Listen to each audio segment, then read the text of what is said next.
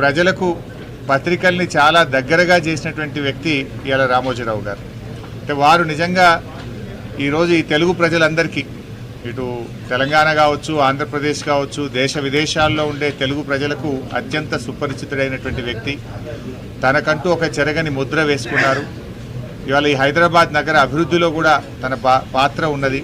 ఇంత గొప్ప ఫిలిం సిటీని నిర్మించడం, ఈ ప్రాంత అభివృద్ధిలో తాను కూడా భాగస్వామ్యమైనటువంటి వ్యక్తి. మరి అలాంటి గొప్ప వ్యక్తి ఈరోజు మన మధ్య లేకపోవడం చాలా బాధాకరం. వారి కుటుంబ సభ్యులకు, వారి సన్నిహితులకు, వారందరికీ కూడా మా ప్రగాఢమైనటువంటి సానుభూతిని తెలియజేస్తూ, మరి తప్పకుండా వారి పేరు, వారు చేసినటువంటి మంచి కార్యక్రమాలు ఇంకా కొనసాగాలని, ప్రజలకు అందాలని కూడా కోరుకుంటున్నాం. తెలుగు భాష అభివృద్ధి పైన కూడా, తెలుగు భాష నిలబడాలని, తెలుగు భాష 10 కాలాల పాటు ప్రజలందరికీ ఇది నిలబడే విధంగా ఉండే విధంగా కూడా ఆయన ఎంతో కృషి చేసినారు.